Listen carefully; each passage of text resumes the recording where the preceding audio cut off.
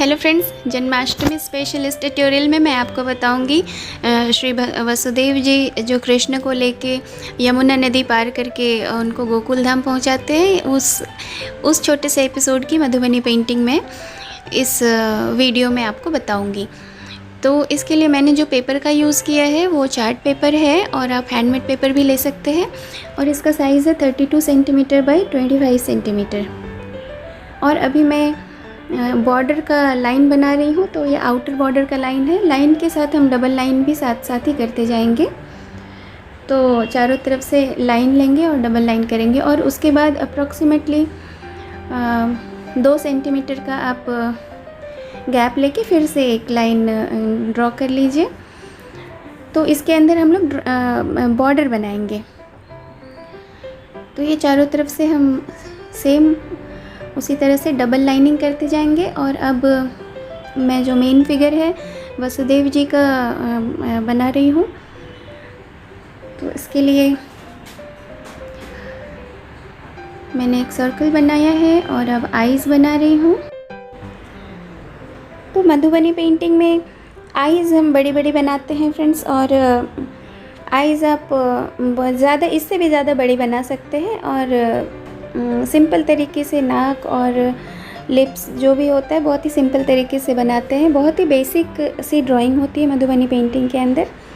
और हर चीज़ को हम डबल लाइनिंग साथ ही साथ करते जाते हैं, क्योंकि इससे जब हम कलर भरते हैं, क्योंकि मधुबनी पेंटिंग में हम पूरी तरह से कलर भर देते हैं, तो एक कलर को दूसरे कलर से डिफ्रेंशिएट करने के लिए हम डबल लाइनिंग लगाते हैं। और अब मैं इनका हाथ ड्रॉ कर रही हूँ। तो किसी भी चीज़ के लिए कोई स्पेसिफ़िक रूल नहीं होता। मधुबनी पेंटिंग बहुत रॉ होता है, मैंने पहले भी बताया था। तो अनफिनिश्ड होता है, रॉ होता है और बहुत ही इनोसेंट आर्ट है, जिसमें आप कहीं भी किसी भी तरह का कलर यूज़ कर सकते हैं। ड्राइंग भी आप किसी भी तरह से कर सकते हैं। तो बस एक बेसिक स्ट्रक्चर डिफ़ाइन होना चाहिए, इतनी सी ही ड्राइंग की रिक्वायरमेंट होती है मधुबनी पेंटिंग के अंदर। और अभी मैं ड्रेस बना रही हूँ, तो ये धोती का पार्ट बना रही हूँ।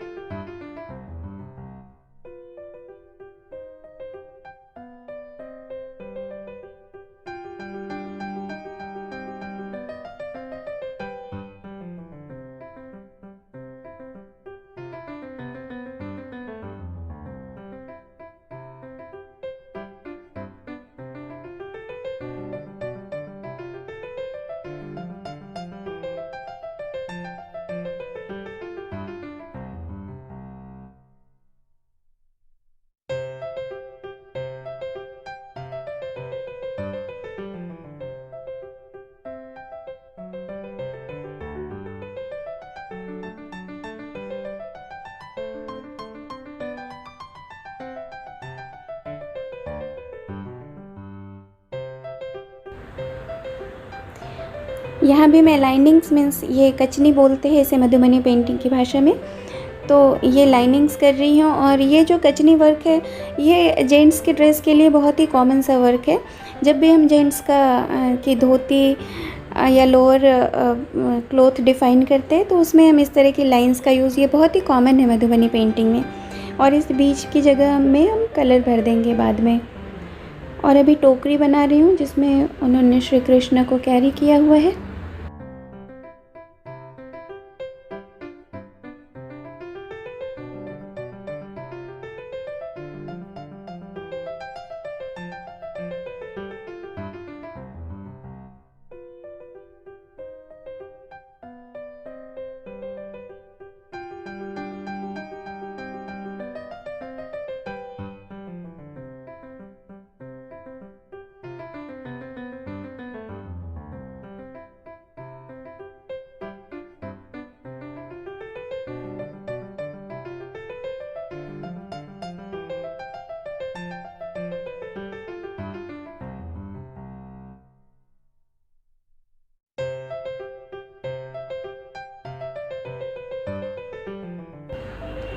यहाँ टोकरी के अंदर हम भगवान श्री कृष्ण को बनाएंगे, बाल रूप है उनका, क्योंकि उनके जन्म का ही दिन है, तो बहुत ही छोटा सा बालक हमें बनाना है यहाँ।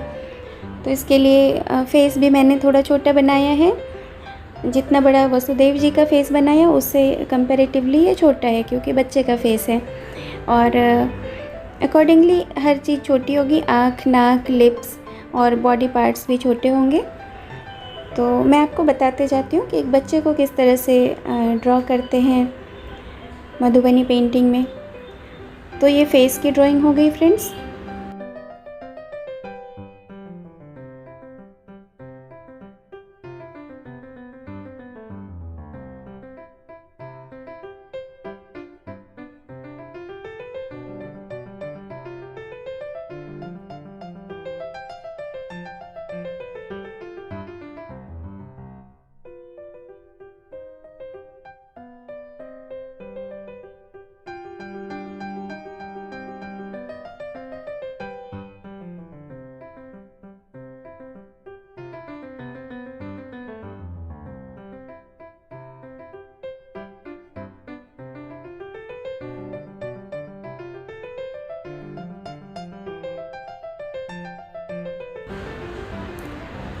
और अब मैं हाथ और पैर बना रही हूँ, तो हाथ और पैर भी छोटे छोटे ही बनेंगे और फिंगर्स भी छोटे बनेंगे। और जो बाकी जो हाथ और पैर का जो मेन डिफरेंस होता है बड़े और बच्चों के बीच में, वो ये होता है कि बच्चों के हाथ पैर थोड़े से हम फूले फूले से बनाते हैं। जो बच्चे आप देखते होंगे स्पॉन्जी दिखते हैं बहुत ही, तो वो एक सॉफ्टनेस को डिफ़ाइन करता है। तो इसलिए बच्चे के हाथ में आप देखिए मैंने ज़्यादा कर्व्ड लाइन यूज़ किया है। इंस्टेड ऑफ स्ट्रेट लाइन अगर हम लोग थोड़ा सा कर्वी लाइन यूज़ करेंगे तो वो एक सॉफ्टनेस का इफ़ेक्ट लाता है। तो देखिए पैरों के लिए भी मैं थोड़े कर्वी लाइन यूज़ कर रही हूँ। तो ये देख के ही समझ में आ रहा है कि एक बच्चे का हाथ और बच्चे का पैर है।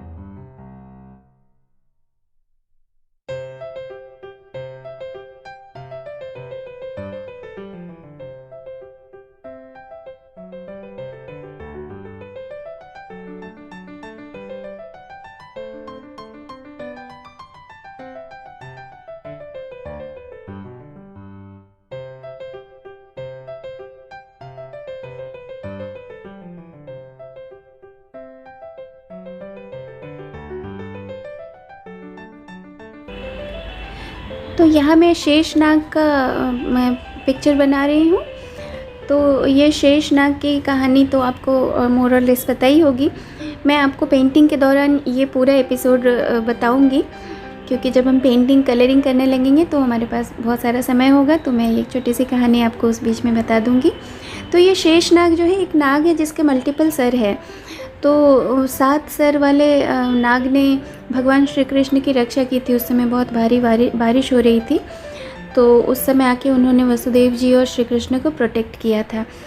तो ये एक नाग की सिंपल सी ड्राइंग है मधुबनी पेंटिंग में। जिस तरह से एक कर्वी होता है नाग का जो बॉडी होती है, और ये उनका जो सर है 7 सर बनाएंगे हम लोग यहाँ पर। तो ये एक मैंने ऑलरेडी बना दिया है और ये दूसरा सर बना रही हूँ मैं। सेम तरीके से 7 सर बनाएंगे हम।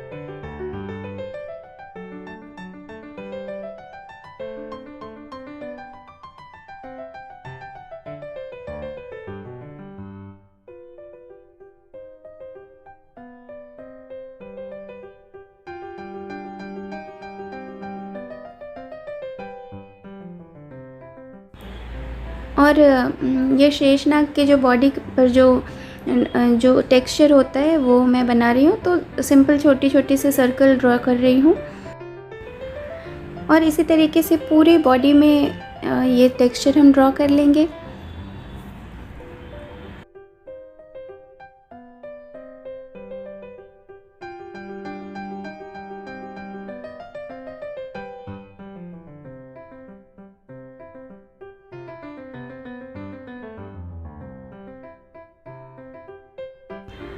अब मैं नदी बना रही हूँ, जो यमुना नदी है ये।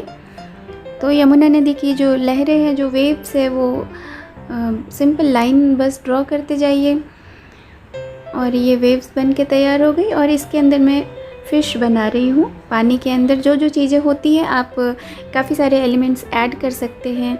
आप टॉर्टोइज़ ऐड कर सकते हैं। तो मैंने यहाँ पर फ़िश और लोटस का फ्लावर ऐड किया है पानी के अंदर।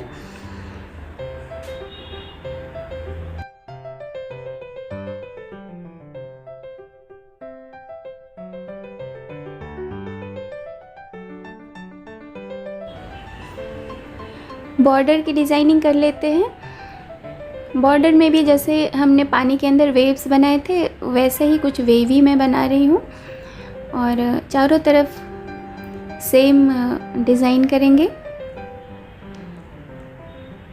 और अब इसके अंदर मैं ये जो वेव्स है उसके अंदर फ़िश बना रही हूँ। बस जो एक कॉर्नर आप पकड़ करके उस साइड फेस बना दीजिए और पीछे का पोर्शन उसकी बॉडी हो जाएगी। बस फ़िश बन गया। और बाकी हम कलर से इसमें डिज़ाइनिंग कर देंगे। जो इसकी बॉडी में जो टेक्सचर्स होते हैं वो हम डायरेक्टली कलर से ही करेंगे।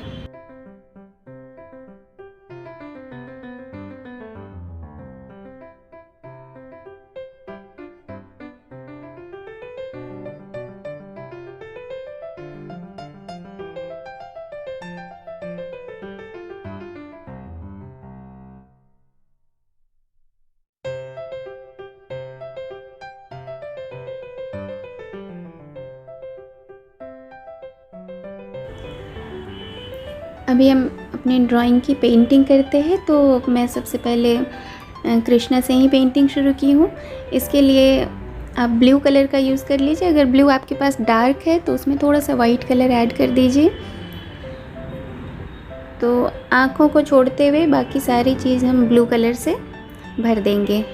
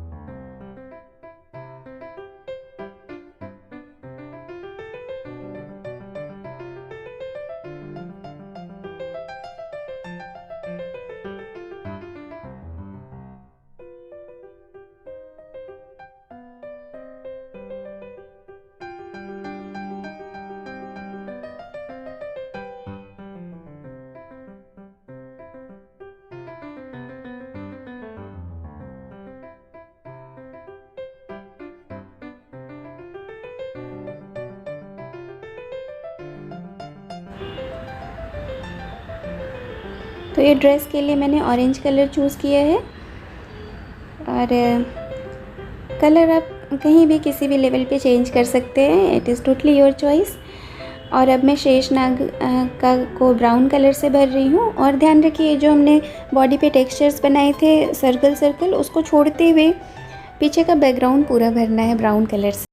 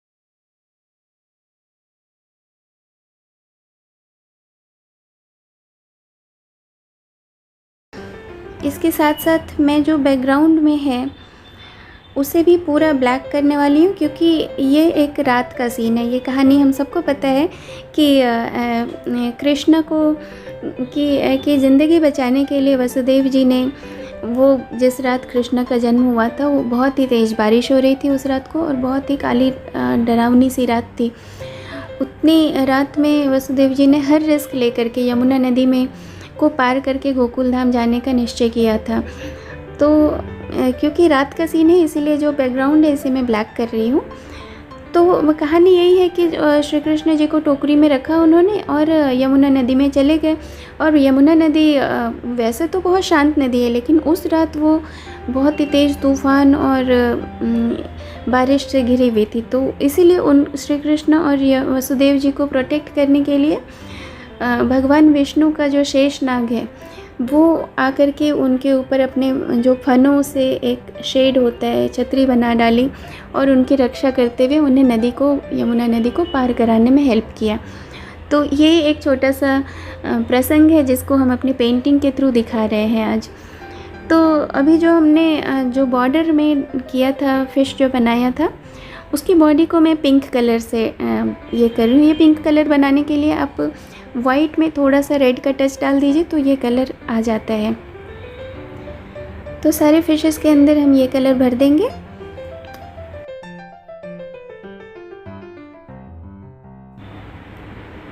और ये कलर भरने के बाद हम इसे थोड़ी देर के लिए सूखने के लिए छोड़ देंगे। तब तक हम इस पेंटिंग के अंदर और भी जो बचे हुए काम है वो कर लेते हैं, क्योंकि इसके बाद हम फ़िश के ऊपर का जो टेक्सचर होता है वो बनाएंगे।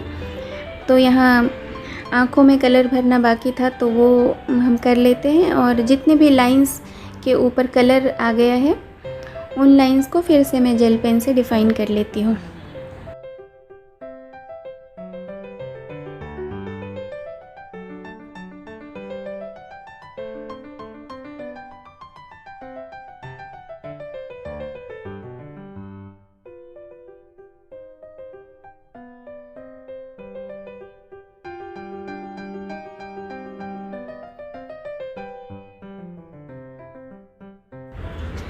अब ये जो पानी के अंदर वेव्स मैंने बोला था बनाऊंगी मैं, तो वो बना रही हूँ। तो ये जो ब्लू टोन हमने यूज़ किया है बेस के लिए, उससे 3-4 tone darker means dark blue, navy blue colour से मैं इसके ऊपर वेव्स बनाऊंगी ताकि वो दिखे हमें अच्छे से। आप ब्लैक कलर से भी वेव्स बना सकते हैं। तो मैंने डार्क ब्लू कलर चूज़ किया है, और ये देखिए मैं किस तरह से वेव्स बना रही हूँ। आप सिंपल भी, जो एक सिंपल तरीके का वेव होता है वे भी लाइन भी खींचते जा सकते हैं, बट मैंने सोचा थोड़ा सा इसमें एक और टेक्सचर दे देते हैं तो थोड़ा डिफरेंट लुक आएगा इसका। तो इस तरह से डिज़ाइनिंग करते हुए पूरी नदी हमें भरनी है।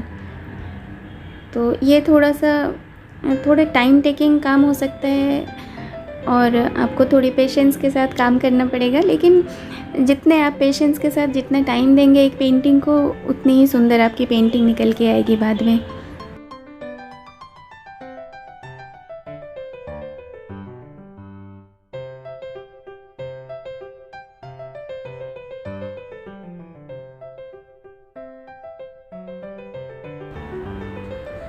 तो धीरे धीरे करके मैंने पूरी नदी को उस स्टाइल के वेव से भर दिया है, और अब ये कंप्लीट होने को आया।